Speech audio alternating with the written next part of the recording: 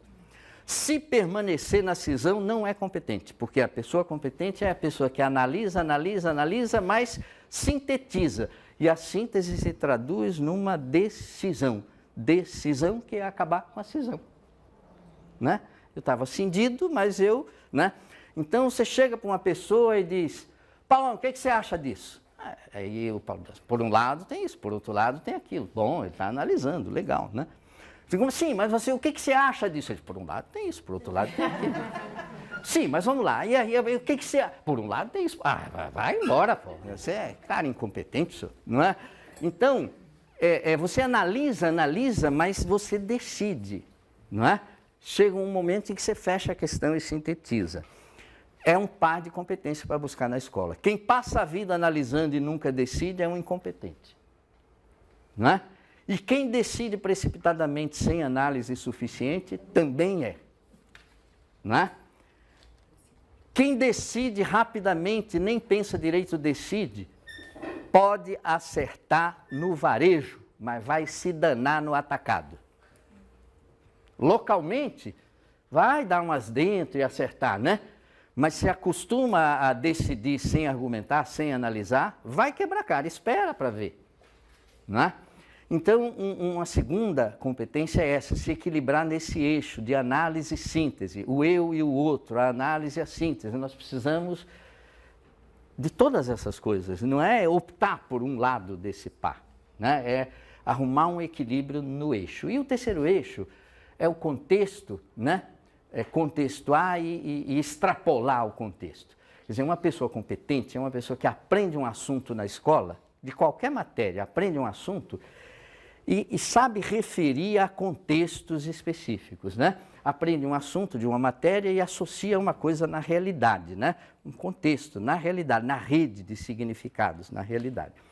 Então isso é fundamental, aprender uma coisa e ver o significado. Não é necessariamente ver a aplicação. A aplicação pode ter ou não, mas ver o significado, né? O que significa. Bom, isso é bom, mas o que está na realidade já existe. A gente não vem para a escola simplesmente para repetir o que já existe. O que já existe no contexto é o fato. Fato, antigamente a gente escrevia facto, é o particípio passado do verbo fazer, facere. Facere de fazer, facto, é o feito. O fato já está feito. Se eu venho para a escola aprender uma coisa e eu, remeto a um fato, isso daí legitimamente é fatalismo.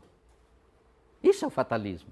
Tudo já está resolvido, é só a questão de eu pôr os rótulos nas coisas, né? Já está tudo certo. Estou fora, né?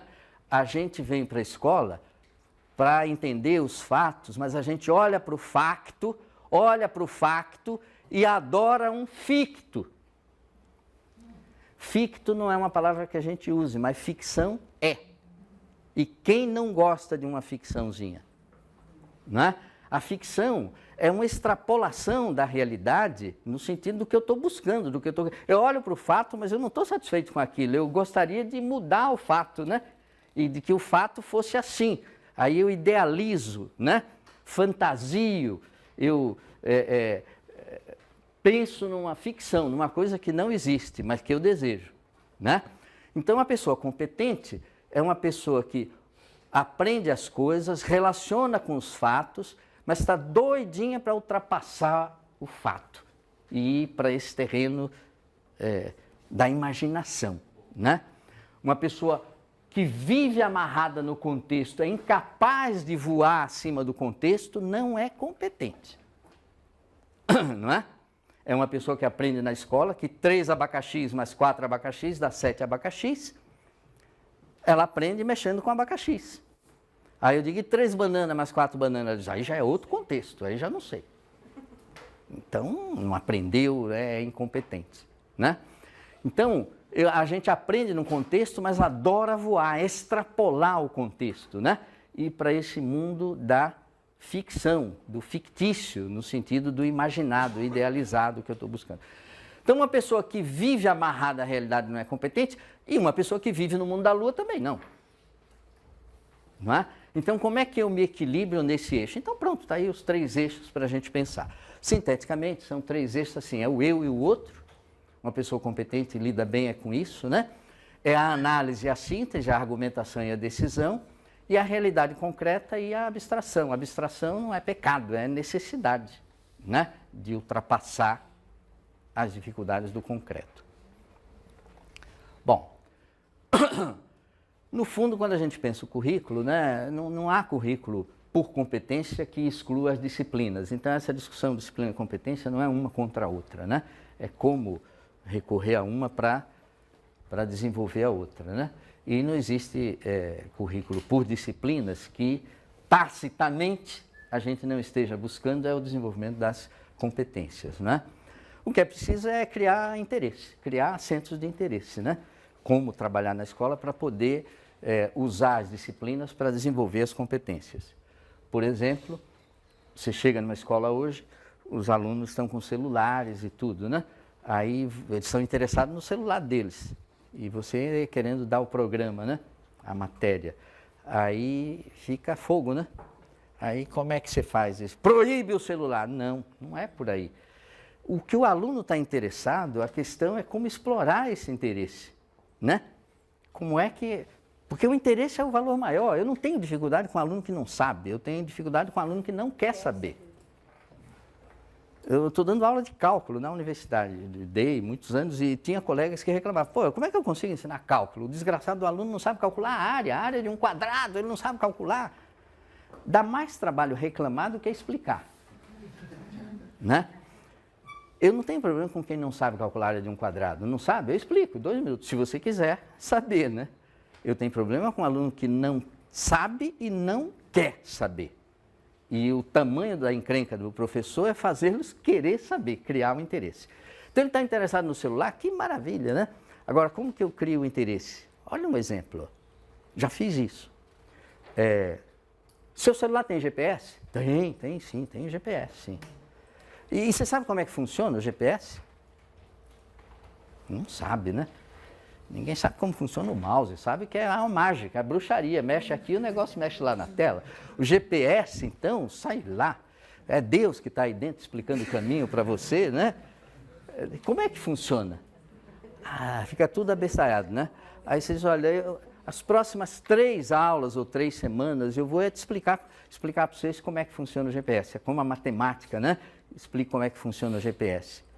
É simples, ganhei a atenção e vou ensinar geometria analítica, um monte de coisas sobre que explicam o funcionamento do GPS, que é simples, Pode explicar para a gente? Posso.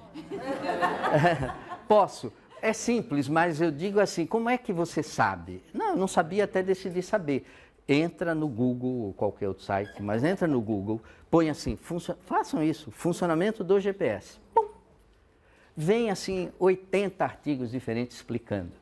Tá bom, 60 mal escritos que você não entende direito, mas tem meia dúzia de coisas bem feitas que você lê, entende e diz, agora eu vou ensinar, né?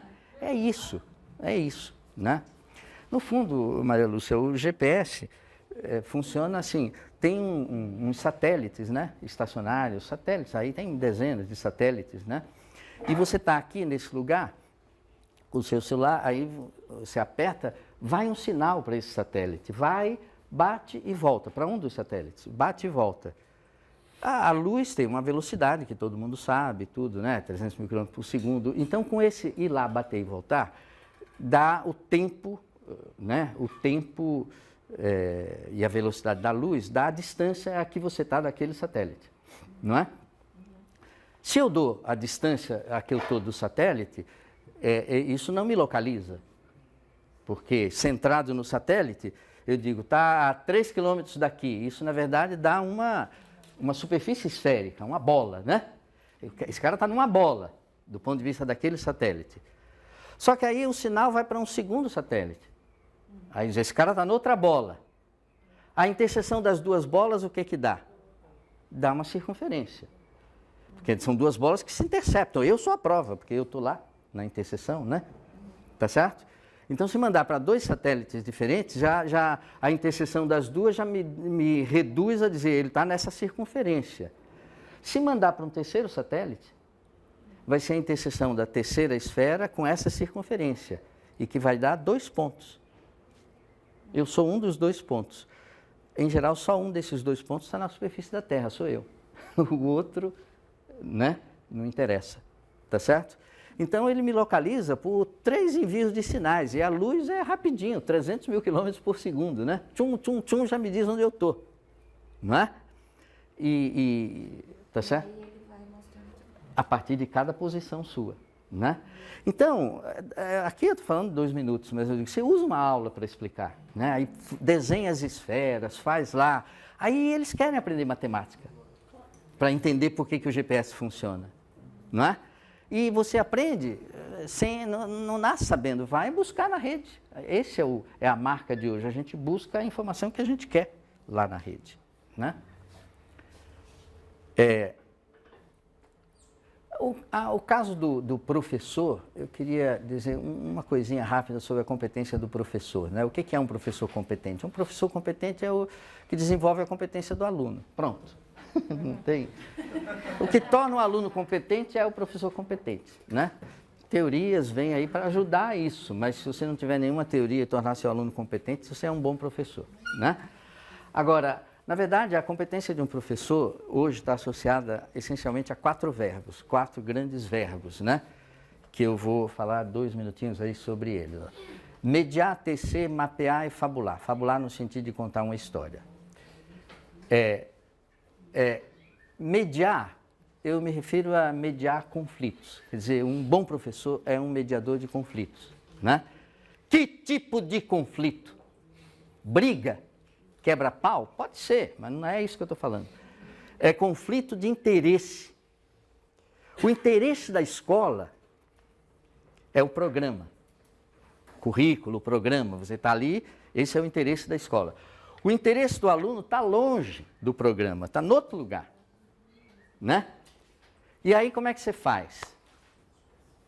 Não banque o Caxias, não funciona. O que o Caxias fez na Guerra do Paraguai, né? Os soldados não estavam muito animados naquela batalha de Tororó, né, e tudo. Aí o Caxias montou no cavalo e falou assim, sigam-me os que foram brasileiros. E foi todo mundo atrás e ganharam a batalha. Não tente fazer isso na sala de aula. Ninguém vai te acompanhar. Se disser assim, o programa é esse, sigam-me os que forem brasileiros. Vai morrer sozinho. Né? Não dá para ser Caxias. Mas também não dá para ser Chacrinha, que era aquele programa de auditório em que ele se orgulhava de dar o que a plateia queria. Vocês querem o quê? Perguntava a plateia, o Chacrinha, né? Querem bacalhau? Ele tinha um pedaço de bacalhau e ele jogava para a plateia. Eu ir para a sala de aula perguntar o que os alunos querem, estou fora. Né? Não pode ser Caxias, não pode ser Chacrinha, mas tem que mediar, né? Criar um interesse. É o primeiro verbo. Sem sensibilizar, problematizar, né? Sem criar um interesse, não rola nada. Você prepara a sua aula maravilhosa e não sai do lugar, né? O outro verbo é tecer, né? Tecer é assim, porque a imagem da rede é uma imagem forte para o conhecimento. Então, a gente vai construir essa teia de significados, né? E se constrói essa teia pegando assuntos e relacionando com outros, estabelecer links. Na verdade, qualquer assunto é um feixe de relações, né? Ligando coisa importante com coisa menos importante, não importa, mas eu entendo uma coisa por meio das relações. Você aprende sobre uma pessoa vendo os papéis que ela desempenha, os links, as relações, né? Agora, é preciso para isso ter a percepção do contexto, né? Onde a coisa está inserida, para poder perceber as ligações. Agora, quem tece, e sobretudo tece assim, ligações entre o intraescolar e o extraescolar. Ligações entre o que você está vendo na escola e o que você está vendo fora da escola, né? Quem estabelece essas ligações, certamente mistura coisa de peso com coisa de pouca monta. Né? Tem coisas que estão linkadas e não é porque estão linkadas que valem a mesma coisa. Né? É preciso, então, uma terceira ação do professor fundamental, que é mapear. O professor é um cartógrafo o tempo todo. Cartógrafo de relevância. Precisa pôr pesos e tudo para poder você andar nessa rede, mas sabendo onde está pisando, né? Porque não pode superestimar certas coisinhas e, né? Isso é muito frequente. Você, só porque tem o link, parece que muitos links aquilo é importante. Isso já foi acessado tantos milhões de vezes. Pô, isso é bom, né? Mas não dá para ser só quantitativo. Quem faz mapa tem que ter a perspectiva dupla, assim, nem a do Carroll exclusivamente, nem a do Borges exclusivamente. 2 autores que falaram muito sobre mapa e que tem a ver com essa atuação do professor. O Carroll, do Alice no País das Maravilhas, né? O Lewis Carroll. Ele tem muitas histórias, Alice é só uma delas. E tem uma história do Carroll que é assim, a caçada ao Snark. Snark é um animal mitológico que não existe, é invenção e é uma ficção. E ele está quer dizer, um capitão de um navio está numa caçada ao Snark, né? Esse animal, assim, extraordinário, né? E a tripulação está reclamando, porque o navio está navegando, a tripulação está reclamando, pô, capitão, esse mapa que a gente tem aqui é muito complexo, a gente não entende nada, capitão, mapa muito complexo. Enchem tanto o capitão que ele olha e diz, tá bom, isso aqui a gente pode retirar, e retira. e continua a navegar. E a tripulação, leia-se alunos, reclamando. Pô, mas está muito complexo, muito complexo. Aí o capitão olha assim e diz, tá bom, isso dá para tirar. Tira também. E vocês já viram o que é que vai dar, né? Eles continuam a navegar e a tripulação reclamar e o capitão simplificar. Chega uma hora que acabou o mapa. Ele apagou tudo, o mapa dele é uma folha de papel em branco. Aí no meio do oceano ele diz, estou ferrado. E tá. Né? Não dá para navegar sem mapa. Né? Então o mapa não pode ter nada.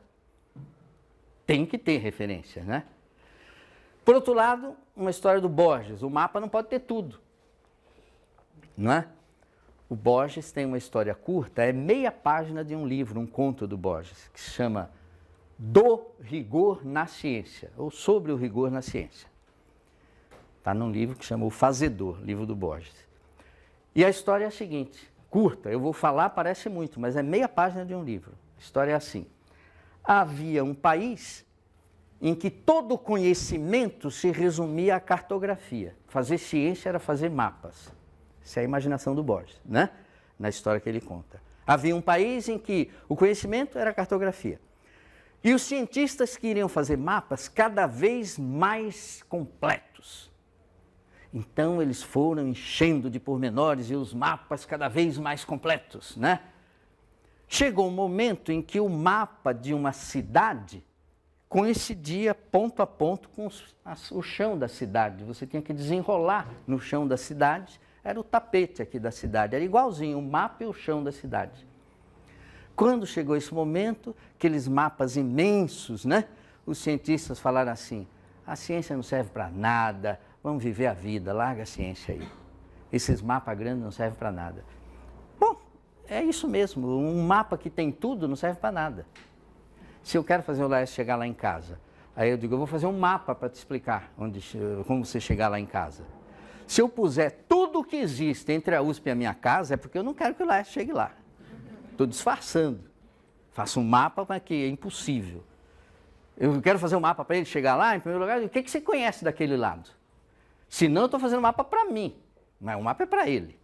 Né? Então o professor é um cartógrafo, em primeiro lugar, já nisso. É o aluno que interessa, né? O que você conhece daquele lado? Aí eu vou pegar uma folha de sulfite. Ponho aqui onde a gente está e ponho aqui a minha casa. Ao fazer isso, eu já escolhi uma escala. Porque ao pôr onde eu estou e onde eu quero chegar, eu já vejo que não dá para pôr tudo aqui, né? A escala está definida. E aí eu vou ver, em função do que ele conhece, o que é a referência importante com o objetivo de fazê-lo chegar lá. Não posso me distrair. Não, ali é a Raposo Tavares, então tem um motel, não sei onde. Não, isso eu falo para ele depois, mas não... Para ele chegar lá em casa, eu não posso fazê-lo se interessar por um motel que tem lá. Isso é diversionismo, não é? Então, um mapa tem que ter escala, tem que ter meta, projeto, né? Tem que ter contexto, eu perguntar para ele o que ele conhece, né? E o professor é esse cartógrafo. E, finalmente, né, o professor é um contador de história, constrói narrativa o tempo todo, a informação solta é efêmera, a permanência da informação se dá contando uma história, articulando uma narrativa. A história tem que ter moral, mas não tem que ter uma moral. Essa é a diferença das fábulas, né? A história que o professor conta tem que ter uma moral para cada aluno. Mas não uma moral da história. Todo mundo vê a mesma história, um pega de um jeito, outro pega do outro, mas tem que pegar alguma coisa, tem que ter moral, mas são morais, né? As histórias que a gente conta, né? Senão é a intolerância, a história única é a pura intolerância, né? Seja na perspectiva religiosa, seja na que for. Se contou a história e pretendeu que aquela é a única versão, né? A única boa, ferrou. E a narrativa que o professor conta, né, tem o tácito e tem o explícito. Não dá, é um chato quem quer ser professor só da moral da história. Porque chega na sala e diz, eu tenho uma história aqui para contar para vocês, mas eu já vou para a moral da história. Não funciona, gente.